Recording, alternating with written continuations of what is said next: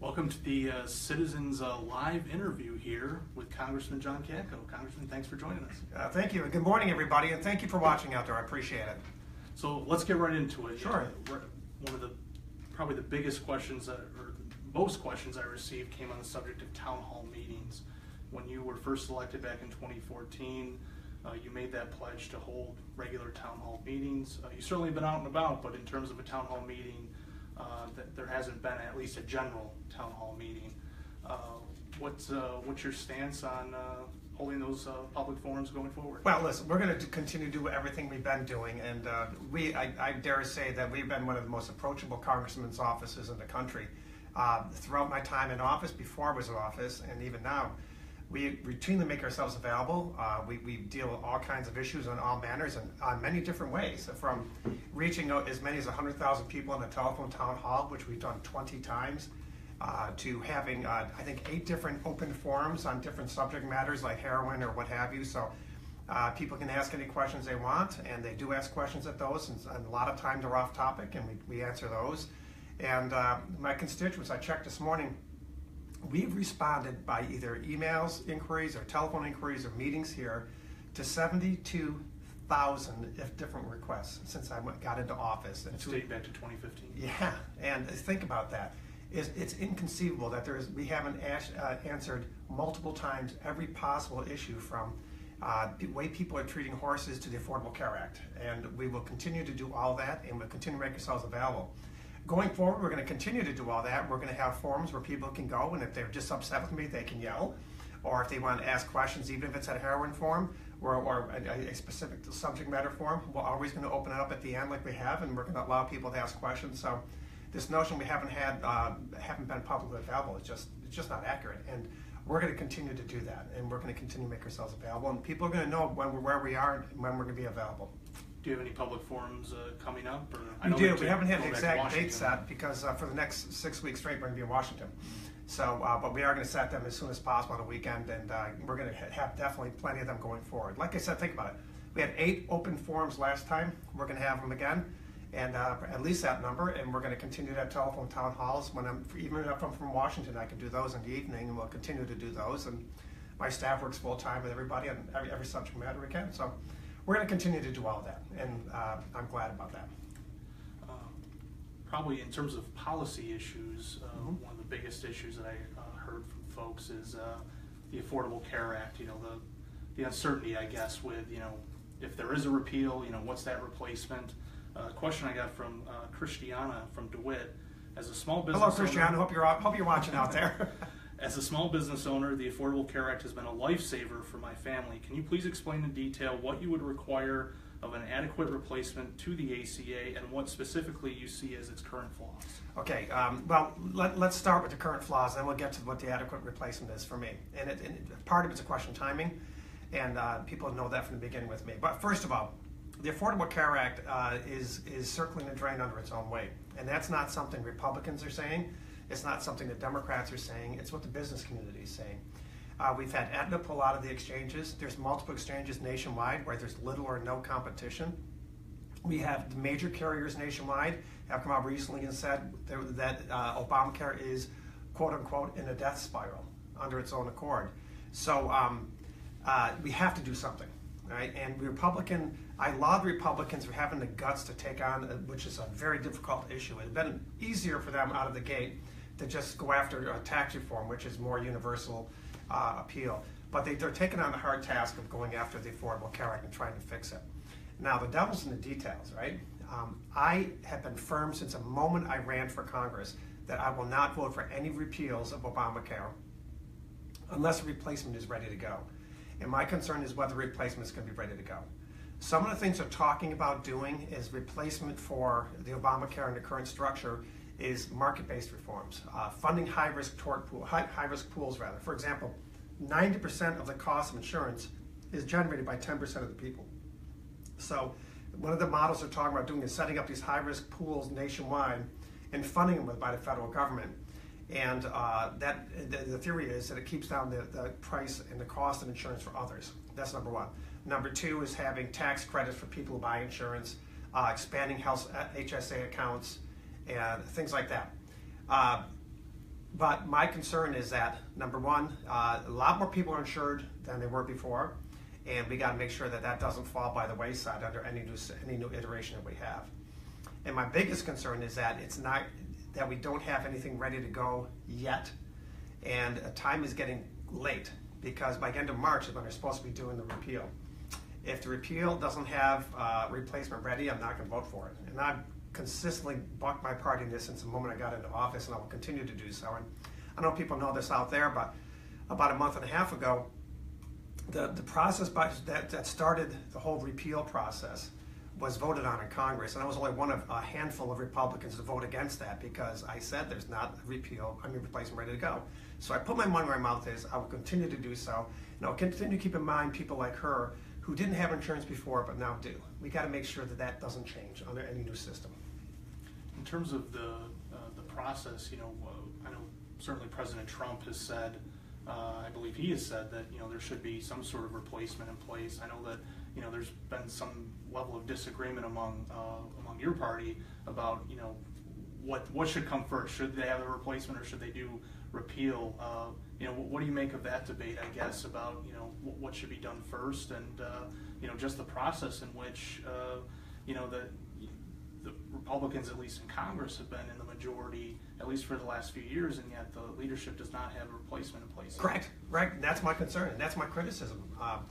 We've had plenty of time to think about this. I mean, since 2009, we've been vehemently opposed to Obamacare, yet we haven't really done an awful lot to move the ball forward. Now we are, and now we're going from a glacial speed to warp speed. And that's all well and good if we get it right. And there's just a possibility that they can get it right, and they may. They get some very smart people working on it, but the bottom line is, I think doing repeal before replacement is ready is strategically going to be difficult. I think you're going to get pushback from the Democrats if everything's not in place right away. And I don't think we should risk people losing their insurance because you want to do the repeal first. I just don't think that's a good idea. Shifting national security, you were recently named an advisor to a new task force on preventing terrorists from entering the United States. I guess what will this panel look at and over the next several months, and what do you think could come of this task force's work? Well, this panel germinated from my previous task force that I ran. That was, I dare say, was pretty successful. Last term as a freshman, I was appointed to Homeland Security Committee in Congress, and because of my 20-year background as a federal prosecutor. And from there, they gave me a subcommittee chair as a freshman, which is very unusual. And I was very proud of that, and to deal with airport security. But as an outgrowth of my experience, they also appointed me head of this thing called the Foreign Fighters Task Force, which examined the phenomenon of people from all over the country, and all over the world for that matter, going to the Middle East to fight for ISIS. And then the problem of them coming back home, radicalized, and taking time bombs. And we've seen that those bombs have exploded all over Europe, and we've had a lot of ISIS-related incidents here. That report that I issued about a year ago, had 50 recommendations. More than half of them have become law or on the way to becoming law. And they deal with all type of manner of restricting terrorist travel and trying to do better with that. This one is more laser focused on something that's more of a concern than anything to us, and that is keeping terrorists from infiltrating the U.S. and examining that issue. Now, they have a bunch of other people running the show on the committee, but they asked me to basically be like the elder statesman, if you will, which is weird because I'm only a sophomore congressman, but I'm going to be overseeing the whole thing and trying to just direct people in the right directions to make sure that they do a credible job on the report like we did first time. So that's going to look at the whole flow of how we keep people from infiltrating the U.S. Now, I touched on some of this last term with respect to Cuba, for example. Cuba, they opened up airspace overnight to Cuba and air traffic to Cuba. They did it with ignoring several major things that are quite scary to me. Number one, the airports aren't secure. Number two, U.S. airline and air carriers are not allowed to run the airports or hire the people at those airports. The communist government of Cuba is. There's still a lot of animus against the U.S. and Cuba. And on top of that, you overlay all those security concerns with the fact that they're printing on a regular basis high quality counterfeit Cuban passports in the Middle East, and they're giving them to Arabs to come into Cuba. That is a dangerous new gap in our security we may have. We got to look at that. We've got to look at the refugee process, the immigration process, making sure our vetting procedures are appropriate. And by no means should we restrict anybody based on their race or religion or creed or color or anything. We should do it based on security concerns, identify the security concerns, articulate those, and let Congress decide what to do with them. As a follow-up to that, President Trump, one of his executive orders, it's been called a travel ban, it's been called a Muslim ban, referred to as multiple things, but a Department of Homeland Security report, I believe it was a draft report conducted by some analysts there, recently concluded that citizenship is an unquote unlikely indicator unquote of terrorist threats. So my question to you, being a national security expert really at this point, is why have this ban anyway? Why should this ban be in place? Well, first of all, let's call it for what it was. It was extraordinarily poorly rolled out. When you don't consult with your newly appointed head of Homeland Security, when you issue an executive order on travel restrictions to multiple countries, and it caused so much of a snafu that people that are here illegally with green cards and everything else get caught up in the mess. It just goes to show you that it was very poorly rolled out, and he's been roundly criticized for that, and well, he should be. Now, hopefully he will learn from it. But his ultimate goal was to keep the country safe. And it's a fact that terrorists are attempting to infiltrate the refugee process and the immigrant process to get terrorists into the United States and into Western Europe. The Paris bombings that were horrific, the Paris attacks that were horrific, and that nightclub and all those people were killed, it's a fact that one or more of the individuals infiltrated Paris through the Syrian refugee process. Same thing that happened in Brussels with some of the attacks in Brussels. So it's a fact that they're trying to do it, ISIS and Al-Qaeda, and it's a fact that they've been successful. Now, you look at the United States, there is ISIS-related investigations in all 50 states. There's been major ISIS-related terror attacks in the United States in several places. Miami, for example. Orlando with the nightclub, and out west San Bernardino, some of those. The San Bernardino one, the woman that was involved in that, before she came to the United States, had a lot of animosity and a lot of animus professed towards the United States. The screening process did not identify that. She got in the United States, and she ended up taking part in killing 14 people and wounding 14 others. Two people that were Iraqi refugees in early 2012, I think it was, came to Bowling Green, Kentucky. And after they got there, at least one of them, they found his fingerprints on roadside bombs that killed American soldiers, or named American soldiers, or intended for American soldiers. They then, after further investigation, found that those two individuals were involved in trying to engage in terrorist activities here, and thank God they stopped it before it happened. So there is an issue with respect to terrorism in the United States and people wanting to do us harm, and it's real. And I can tell you, I get briefed every day on it in Congress, in the basement of the Capitol, in secure settings. The question is, how do you deal with it? The way the president rolled out his executive order did not do a good job. We have to investigate both people in the United States, even if they're citizens that are getting radicalized online by ISIS, but we also have to make sure we prevent people from coming into the United States and want to do us harm. So it's constantly trying to find a needle in the haystack, but we must never give up our vigilance to do so, because we have to do everything we can to keep our country safe. As a member of Congress, President Trump so far he's done a lot by executive order. Do you think Congress should be playing a bigger role in some of these policies that he's Yes, and same thing. It was the ultimate criticism of the Obama administration, and I think the Obama administration, maybe a little bit before them, but certainly since the Obama administration, he made a strategic decision to say basically, well, either I'm not going to work with Congress or I can't work with them, so the heck with them. And he did everything by executive order. Many of his executive orders regarding immigration, for example, were shot down in court. And this idea that the executive branch can just simply think they can legislate through the executive order process, I think is troublesome. I think we need to work more together in Congress, and that's what one of my concerns is with Congress, is that it's very polarized at times, and people like me who work independently and are willing to work with anybody to advance the ball, we shouldn't be an anomaly. We should be the norm, and we're not, and we need to continue to do that. So both sides are guilty, the extreme left and the extreme right. We need to keep working for the middle and keep trying to get people to have consensus. The problem is the executive orders are basically ignoring the legislative process, and I just criticize the Obama administration from legislating from the executive branch, and I will criticize the Trump administration if they engage in the same practices. Much of what he's doing is issuing executive orders, though, that are rolling back Obama's executive order, so that's a little different. I haven't seen them institute whole new programs by the executive order process. So we'll see going forward. But if you use executive order as a legislative tool, he's going to have a problem with me. I know last week you signed a letter along with many other members of Congress asking federal law enforcement agencies to really try to address these threats that have been made against Jewish community centers, including right here in central New York.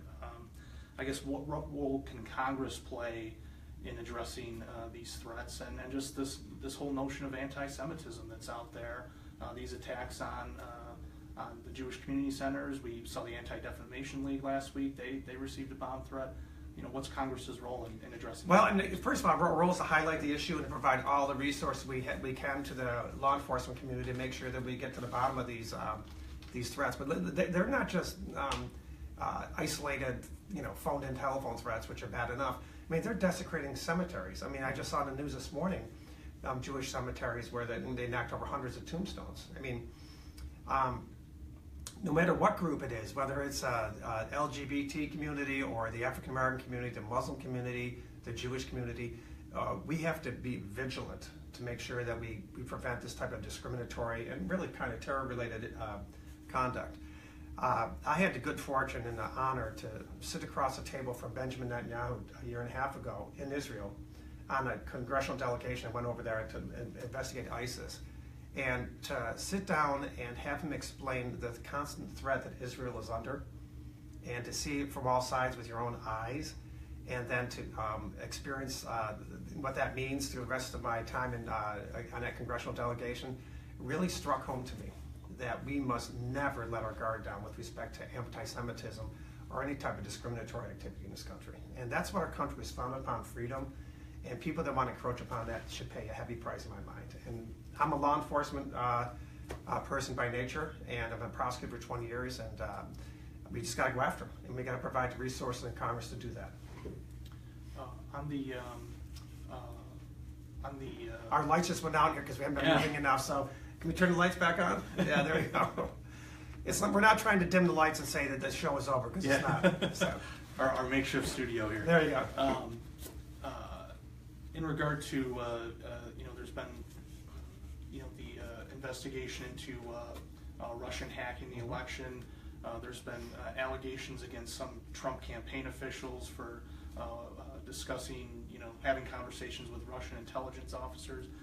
Should there be a congressional investigation, independent investigation? What's your view on that? Well, first of all, my view is that Russia's a bad actor, and it's been a bad actor for a long time. And they rode roughshod over the Obama administration. For the first time in 40 years, they were knee-deep in meddling in the Middle East and Syria. And look at the mess Syria is now because of that. Look what's happened to those poor people in Aleppo and everything else. They're propping up a regime which has killed mass amounts of its own people. They also did invasions into Crimea and other areas because they were not afraid of the United States. And I'm saying we have to beat our chests and point guns at them, but at the same time, a healthy amount of respect for us will keep Russia in check, just like it will keep Iran in check, and North Korea and the others. And they didn't have that under the Obama administration. And they've created this kind of a monster, if you will, this very aggressive Russian government. Now, if they were involved in wrongdoing here, we've got to find out about it. Absolutely. The Senate and House Foreign Intelligence Committees, I think, should take the first step to examine and take a look and see what's there. And they are very good in working in a bipartisan manner.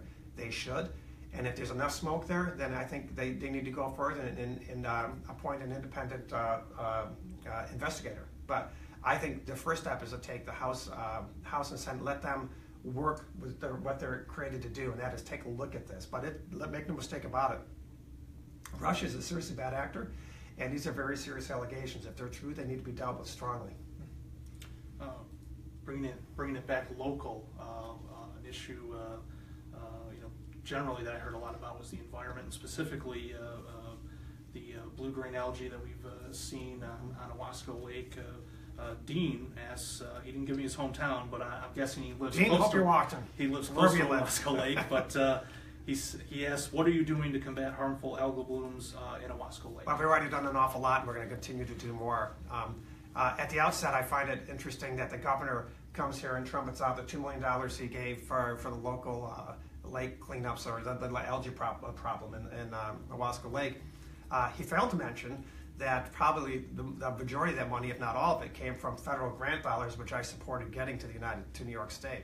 Because what happens is this Clean Water Revolving Fund is a major grant program from the feds. And I asked for money to make sure it was fully funded and to plus it up if possible, get the money to the states, and then have the locals advocate to get that money.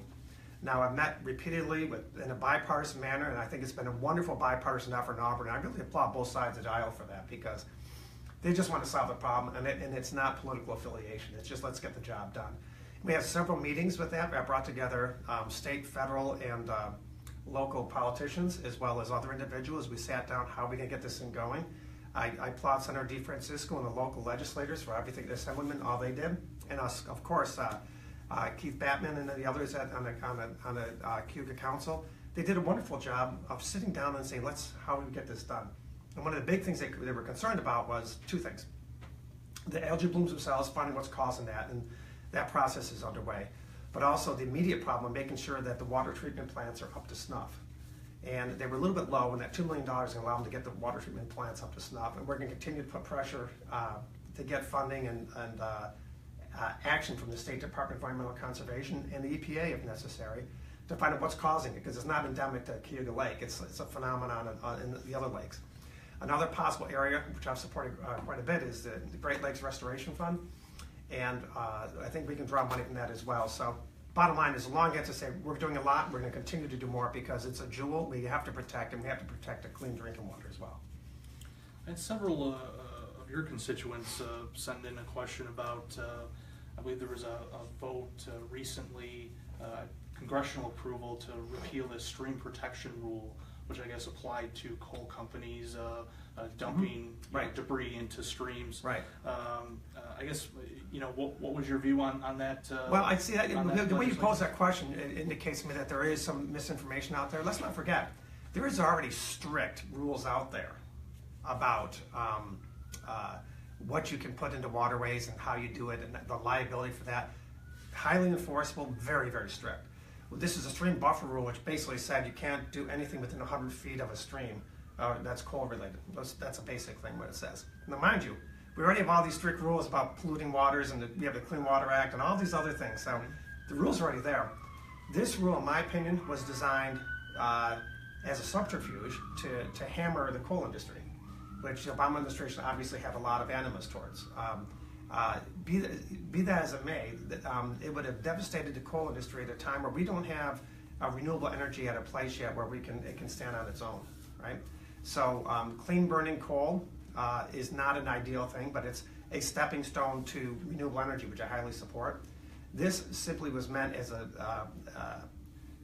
in my mind, had many much more harmful effects on the coal industry as a whole, and to the tune of probably wiping out a third of their jobs of what's left of the industry, versus having another regulation, which they're already regulated to death about polluting waterways. And if they pollute waterways, there's liability for it. So I have a very strong environmental record.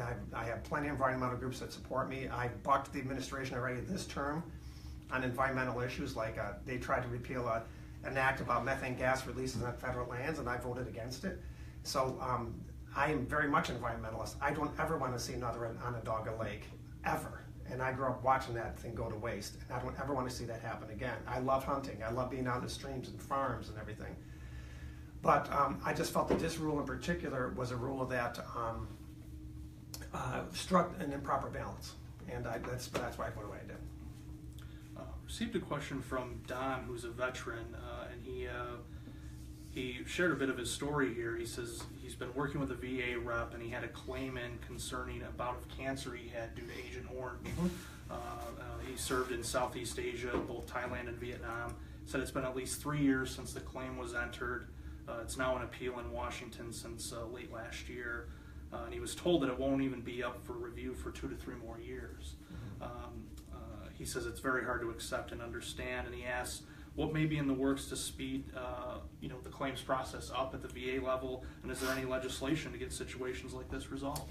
Well, first of all, I want to thank Don for his service. And Don, if you're out there, thank you very much, and I'm sorry you're suffering. Unfortunately, this is something we hear all the time. We have a full-time veterans coordinator here in our office, and that individual's job is to do nothing but help with veterans issues. His name is Tom. I encourage you to call our office and have Tom help you with your case. He'll make inquiries, and we'll see what we can do to help you move that process along. It is positively outrageous that it will take that long. And I've not only provided a full-time staffer here to dedicate to those issues, and there's plenty of veterans around here who will tell you the magic that we've done with this office in helping veterans get their pensions, get health benefits, retirement benefits, death benefits, all kinds of things.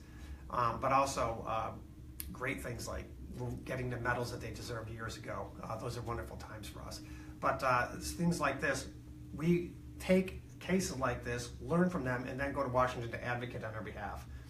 And that's an outrageous thing, and we'll see what we can do to help them. We will continue to do that.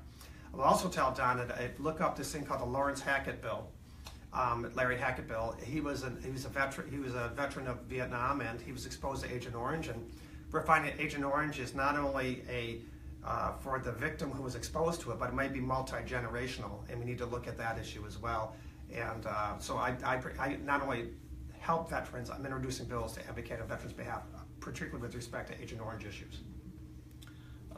Just a couple more questions, I think, to get through, Okay. but I had multiple people ask about this, including Bill in Macedon. By the way, this is decaf, okay? So don't worry. Bill in Macedon, okay. Yeah. And so, there's some concerns. President Trump has talked about possibly privatizing the Corporation for Public Broadcasting, eliminating the National Endowment for the Arts and the Humanities. I guess, what's your view on those budget priorities for the president? They shouldn't be budget priorities. I mean, people can argue about the content at times, and we can have discussions about that. But I still think there's a place for it, and I don't think that eliminating it and pulling support is the best idea. Now, I understand people have concerns with the content at times, and I agree with that. I understand that, and they should watch that and try and be as even-handed as they can with their reporting. But there's still an awful lot of cultural value to some of the things that they do, and I don't think we should eliminate it. I think this is a good one to close on. A lot of people asking, what types of things are you working on in Washington? What's on your plate this year? Thank you for asking me, because you know what? Can you get done? There's a certain issues out there that have kind of drowned out everything I've accomplished, and I want people to know what we've already accomplished and what's on the radar for us. And I appreciate you ending with this, because it's frustrating sometimes with this news cycle. We have a very mercurial president who commandeers a lot of the news coverage. We also have an awful lot of rancor about some of the issues we've discussed. But what people may or may not know, for example, I'm glad we discussed the fact that I've already taken a stand on the Affordable Care Act, and I will continue to do so. I've had 2 bills pass the House already, so I'm right back where I was last term in getting things done. One is having to do with keeping this country safe by forcing agencies involved in counterterrorism to talk to each other and have better information sharing. It's by forming a counterterrorism advisory board. And also, I've reintroduced the legislation, and it's in a much more of a glide path now, I hope, to make Fort Ontario a national park, finally, to celebrate the rich tradition of that fort, but also to celebrate its role in the refugee process internationally, and as well as the safe haven process in World War II in particular.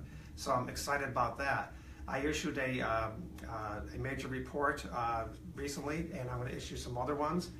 The one's coming out this week on the Mental Health Task Force. It was it's going to talk about what the mental health problems are here in Central New York and nationwide, the critical shortages we have, and how we can address them.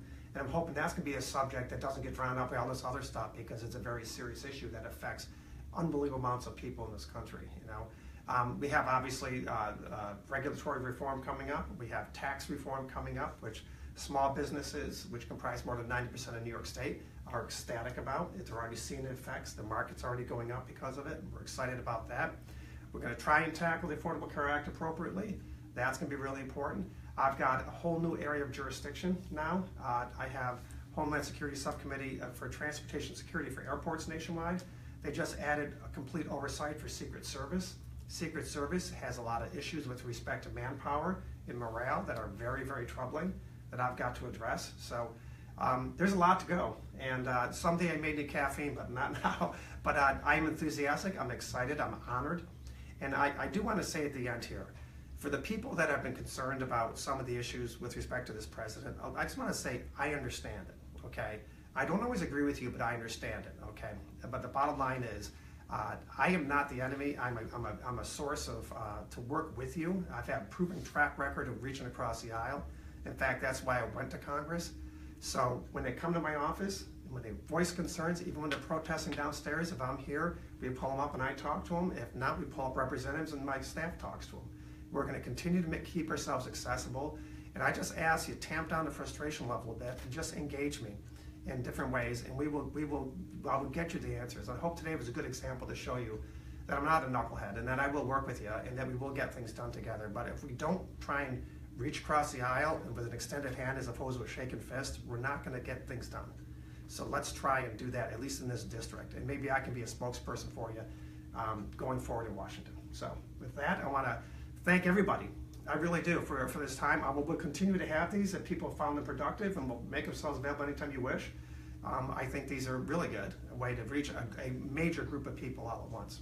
Yeah, I can tell you we received probably close to 200 questions between social media and email questions. So it was, I think, a productive experience, and certainly, I know that there's people out there who hope for a town hall meeting, and I'm sure that will come at some point, but I certainly appreciate sitting down today for this forum. So. Yeah, and briefly, just want to make it clear, I had no idea what you were going to ask me, right? That's Just right. explain how you selected the question so they don't think anything we had any influence on it, because we didn't. Yeah, I received many emails over the past week, Facebook questions, Twitter questions, and really what I try to do is consolidate it.